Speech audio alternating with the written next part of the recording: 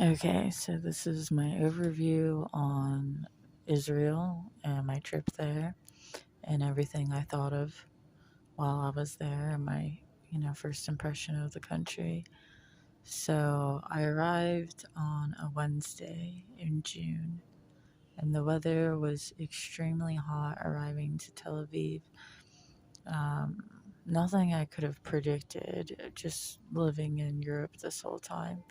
But I arrived at Ben Goida Airport. I know I butchered that name. And they issued a tourist visa on entrance. So I got like a little card with my picture and then a date of how long I could be there. So I took public transport.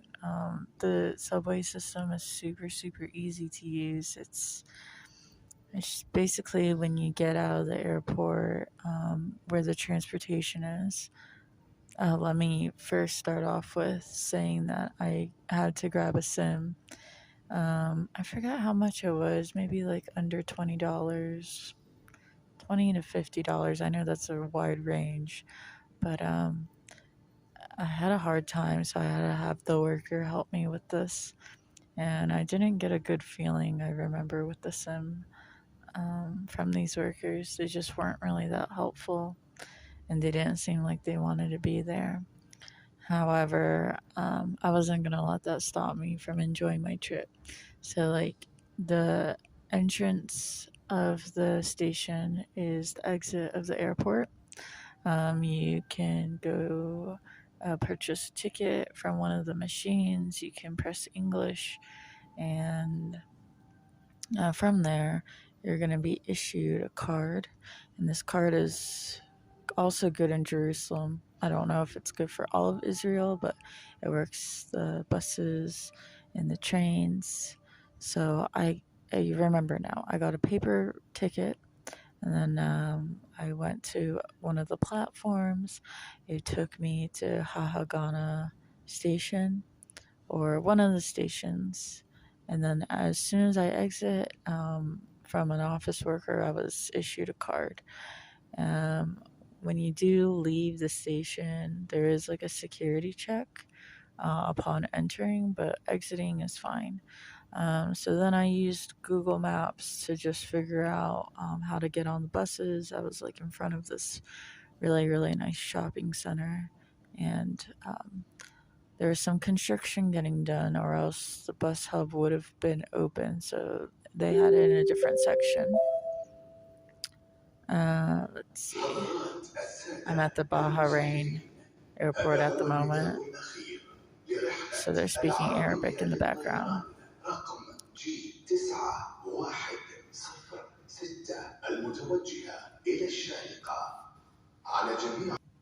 Ladies and gentlemen, so right off arriving, I saw a lot of families with yarmulkes on, and this was my like first real experience in Israel. Is everyone dressed up. There are a few people, with yarmulkes, and I don't know if at this point I've already seen like Amish people, but going on the bus, because arriving in Tel Aviv is more liberal. Everyone was just in like summer clothes, like tank tops and shorts, and I remember just feeling extremely hot. And then from here, I had to wait a few buses in order to get on one because it was just so packed and I had a suitcase. And this bus, I remember the driver being so chill, such good vibes, wearing sunglasses. I don't know if he was stoned, but um, this bus took you all the way to the beach for Tel Aviv. And it was really, really beautiful, the ride there. And then from there, I had to walk for about 10 minutes along the seaside. It was a really nice walk, even though I'm having problems with my suitcase right now. It's a brand new suitcase. However, it's just gotten busted up, and it's unfortunate. I didn't really get a good shelf life on it. Yeah, it pretty much fell apart as soon as I got it. And let's see, I then checked in at the hostel by the beach. It's called Momo's. It's like a 3-star hostel, so I don't know if I could recommend it to people. It's like bare essentials. But I got there and I remember feeling like my roommates were very, very sus. And they didn't want me like touching things. And then I found out that they worked for the hostel. And yeah, that could have been why they were so territorial at first. But after a while, we all opened up to each other and it was really, really nice. So yeah, I had situated in and then I like went to this market which is really nice. It's called the American USA market because it's not too far from the US embassy. So I was in some real like prime real estate along the beach. It was a really cool market too. Like you could grab a beer and like sit outside and enjoy the scene. So I went out and I was trying to find some live music, and the first place I went to didn't seem like they had everything, or they weren't ready to perform yet. And then I just I just kept walking, and I went on to Rothschild Boulevard, which is where all the clubs are at. And I ended up stumbling upon a different hostel that looked super vibrant and fun. I had not heard about it, and I stepped into the lobby, and then this is where I met my Hungarian friend, and her and I would also in the future be going to Jerusalem and meeting up at a different hostel there. So it was a really, really nice. I had just been playing with my phone and seeing her map out her next day on the map, and I just struck up a conversation about what she's up to in her time in Tel Aviv. And then from there, we walked to Jaffa Tower that night and we just talked about life and enjoyed the tower. And I got some food. She was gluten free, so she couldn't have, the bread and stuff. It was just, she did indulge, but not as if you could just, have bread every day. So yeah, I had like some nice like pita filled like bread with like really really yummy sauce and mushrooms and corn and all this interesting like deli topping stuff. They don't do anything like this anywhere else I go, so that was so awesome to have. What else? We walked back. My phone ended up dying, and then I remember she is from the EU, so she wasn't trying to use her SIM card up or her data plan. So it would be hard to like get a hold of her from there on out. And then the Wi-Fi or her connection didn't work, so we just had to mainly go off of my phone that had the little battery. And then when we got back to her place, is we stayed at she stayed at Abraham. Um, I charged my phone and we spoke for a few minutes, maybe an hour, and we agreed to see each other the next day and just explore. And yeah, I went back home. I slept really, really good, and then the next day, I think she went to Jerusalem, and huh, no, pardon. The next day we had met up at the beach. We walked around, then we went to a recommendation by a local who we met at the Jaffa Tower, who looks like my family friend Cameron. He has like blue eyes and is really pale. And he's Jewish. He's he's an adult basketball coach in Tel Aviv, and he says he has $1 million apartment. So that's always interesting to hear stuff like that. So he had recommended the Ashkaba Hummus Cafe, This was also like really, really good Israeli, like authentic food. Our server wasn't friendly by any means. It was very cold, but the food was good. And uh, my friend Leron, he called into the restaurant and had treated me to a nice like Arabic dessert, which I ended up having later on. It was so yummy. It's like this white um, pudding cream, and you could have like this like fruit, passion fruit syrup over it with some granola crunch bits on top. It was really really good. It was very refreshing to the palate. And what else? We went on a walk to the park. It's like a little bit of like a river walk, pond walk in the central of the city. Then we grabbed a drink, and then I guess we missed the whole Pride Parade, which was like the main event in Tel Aviv that week. So it was just a coincidence. But yeah, there's a lot of gay men on the streets, a lot. And then I had waited that night at her hostel to attend to this pub crawl, and we watched the Israel versus Uruguay FIFA Cup under 20, and Israel lost. I remember watching it on a really, really big screen, and it was very entertaining to just see everyone get worked up on the game. At this point, my friend Hannah had left for Jerusalem, and I'm just waiting for the crawl to start.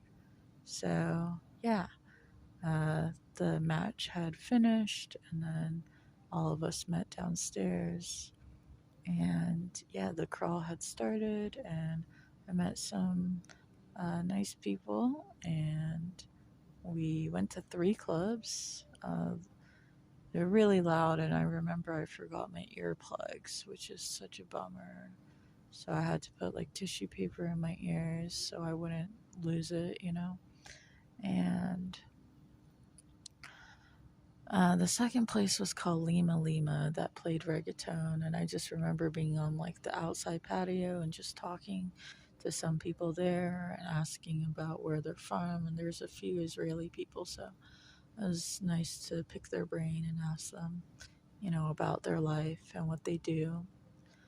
The last place we went to was called the Hive. It was a techno club. I like that one the best. It's really, really dark.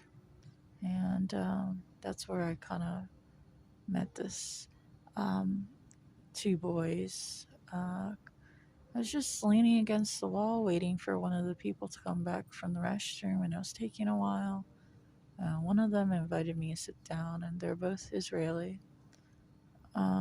And at first, one of them joked at their lovers, but who knows what the real story is. But I ended up really, really liking one of them, and I got a bit choked up because I was always already really tired from the heat of Tel Aviv. And yeah, his name was Dor, and I just remember his face looking like a combination of people I grew up with in America, and I guess it was just a real like Hebrew expression and face.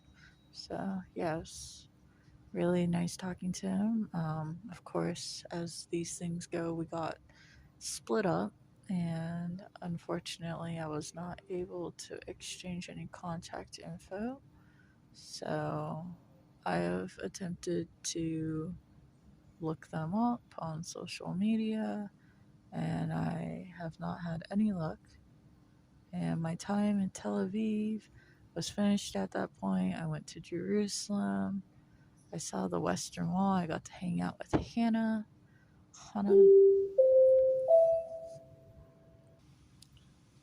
All right, so they just had an announcement at the Bahrain airport that the flight's been changed.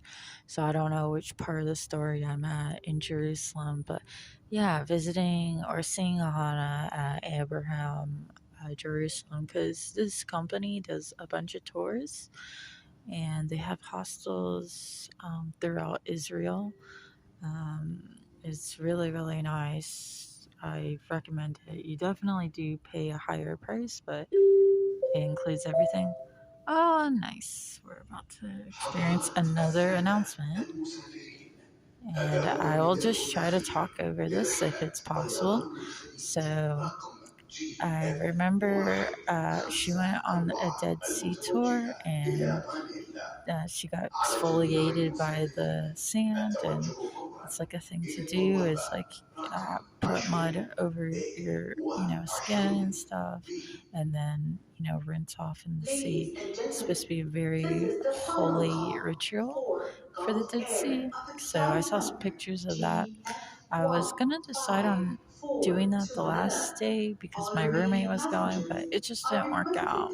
And what else?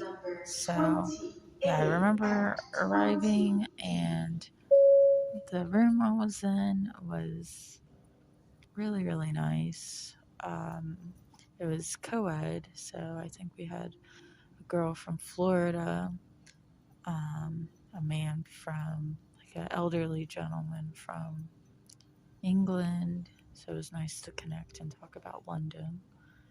And he said that him and his partner are in business and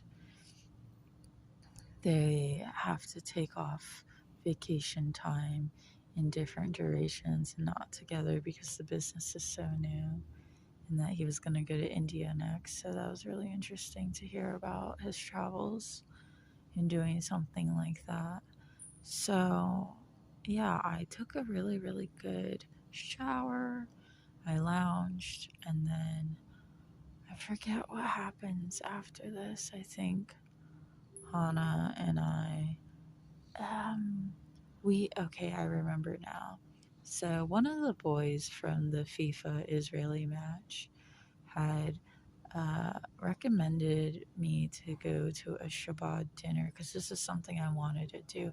And of course, Jerusalem arriving like from Friday to Saturday is the Sabbath. So everything was closed down. And this is where I really, really saw like the Amish people. And they wear like these furry hats to indicate that they're, taken or in a committed relationship. So it was so cool to see these rituals and to see kind of like a busy city, just really, really quiet, but still like civilized. And that was my whole like impression of Israel is everything's very civilized. I don't feel like there's high crime like there would be in London or the US, and people are pretty respectful.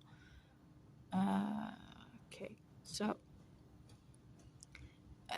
let's see. So Hannah and I um, met up, and the boy had suggested, right, this Shabbat dinner. So we walked to the Hebrew University, which took about half an hour to walk to, and it was a really, really nice walk. Quiet roads, barely any cars on the road, in fact. And we met this boy named David and a few other fellows from the university. And then we walked to this apartment where we would have the dinner with this nice local family of 8 kids, all very young. And we started off, first of all, the walk there was so scenic and beautiful. Just all the nature in Israel is just so natural and well preserved and well kept and just precious. I can't say that enough. It almost looks man made. It's so precious. The landscaping of it's really, really well kept. So yeah, we started off inside the house, just chopping up vegetables. I had to cut and dice some cucumber, and I'm thinking like, oh gosh, I hope I do this okay. And then someone else was dicing tomatoes, and I guess they made like some olive vegetable dish with it. It was so yummy. All the food I had in that house was so nice, and there was some Torah traditional like prayers being said by the father who had arrived much later in the night. We had so many good things for that meal. As we sat down, we had Roman eggplant, which was this dish I never had. It tastes like it's like the garlic mashed paste. Um, That was like a nice side dish. There was deviled eggs. There was just a bunch of different things like pickled bell pepper. Yeah, a lot of yummy stuff. And then baked tuna came out with like diced tomato on top. That was really good. I mean, everything. And there was just no end of food. Then we had like some chicken broth soup. That was just the most amazing chicken broth soup ever, ever, ever. I don't know how they do it. Maybe they add more bouillon cubes or what, but it's just the flavor was so intense and so nice. And then at the end, there was like chicken. And at this point, like this dinner is running on for 3 hours. So Hannah and I are just feeling a bit out of it. The mother was cool. She had another baby along the way, even though they have 8 kids. Um, the youngest baby was so cute, and then the second youngest was a troublemaker, and then the third one was definitely a troublemaker. And the older kids were so mature for their age. They're so well behaved. Yeah, so then we walked, and then I fell asleep until noon the next day, and then that's when Hannah did the Dead Sea trip. And then from there, we met in the kitchen. I had some food. I had some grape leaves left over from the hostel. The Any excursion you have, you get a meal with it. So yeah, I had that. And then what else do I want to say? We went to the Western Wall, and I met this nice girl from Prague that Hannah had met from the tour. They're the ones that sort of, had a start off with the mud from the Dead Sea, so they got along really, really well. And yeah, I spoke to the Prague girl, and we all went to the Western Wall, and it was still the Sabbath, so we could not have our phones out. And there's all these weird rules, of course, about electricity and not being on, or you can't touch it, or it can't be turned off, something like that.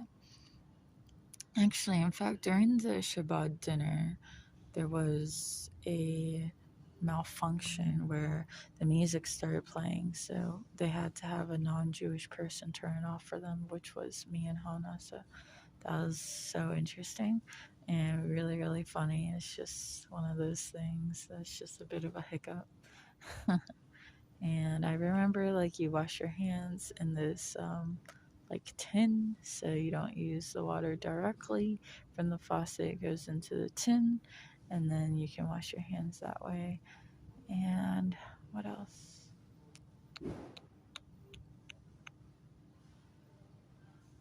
The Western Wall, yeah, everything reminded me of like the bazaar from Istanbul, but more peaceful. You don't have like crazy salespeople asking you to buy things. You can just peacefully walk through, and there's an Arabic portion, there's a Christian side. Some of these walls, like some of the passages, you can't walk through unless you're a Muslim, and they have all these specific guidelines and rules. And there's a lot of soldiers because everyone who's Israeli Jew has to serve in the military, but then there's like an Arabic defense men in place for the Muslim section. So it's a really interesting place. You can tell there's a lot going on there. And when we went to the Western Wall, I did touch the wall, and I did spend a few minutes speaking to God or Adonai, and really giving my thanks to Him, and just having really a much closer relationship than I already do now, just talking to Him more. I like to give him my blessings and thank you and ask for things as well, but just just having more of an in-depth connection with Adonai is what I look forward to in the future, and that really comes with talking and communicating. So yeah, Western Wall was great, and then from there, Hannah had to leave for her flight, and so me and the girl from Prague just walked to some of the places that the university boy had recommended. So we went to Station One, which was like this like restored train station area with some restaurants. we had some falafel and pita bread. It was so yummy. And then we walked back to the hostel and we spent some time in the TV room. Um, there was like a Say Yes to the Dress, but like an Asian version of it. So we watched that. And then from there, we went to sleep. And then the next day, I had to leave. And then I went back to Tel Aviv and I saw this boy who's like Asian, but he's also from France. He's a very feminine guy. So I felt very like safe to speak with him, and we just did a little sightseeing. I gotta be honest, his English was not good, so I don't think we could really talk on a lot of things. But yeah, we did end up seeing the Jaffa Tower and having some food, or I had some food, and then going to Tel Aviv Beach, which was remarkable. It was like so picturesque, the blue water, and there was like a musician outside playing some nice guitar. You could see all the skyscrapers further into the beach side. It's beautiful. And so he left to go to the market. I don't know if he ended up going back to Jaffa Flea Market or the Caramel Market, which I accidentally stumbled upon heading back. I saw also like the mall.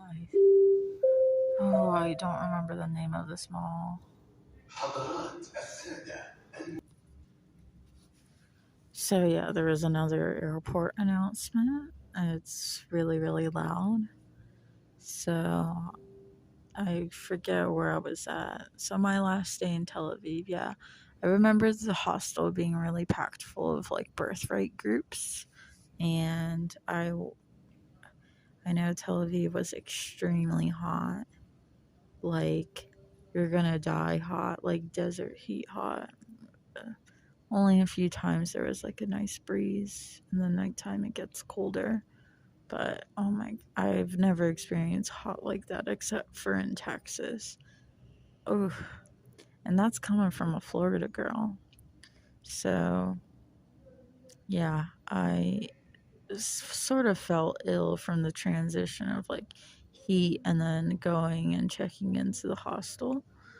And yeah, I went to bed and then I woke up in like the middle of like 11 p.m. and I grabbed like a burrito at this taqueria, which wouldn't be my first pick, but because it was so late at night, I picked that and I don't regret it. It was super yummy. And then I, yeah, fell asleep and had to wake up really, really early. I got a taxi ride to the Ben Gurion airport, and the taxi driver was so weird. Like, he said that he doesn't take card, which I've never even heard of. I only had like 20 like Israeli currency, so the fare was like 30, so he took it. And what else? I asked him if the Arabic people in Israel speak Hebrew. It's just I don't live there, so I'm not sure. And not only that, a lot of things are written in both Arabic and Hebrew.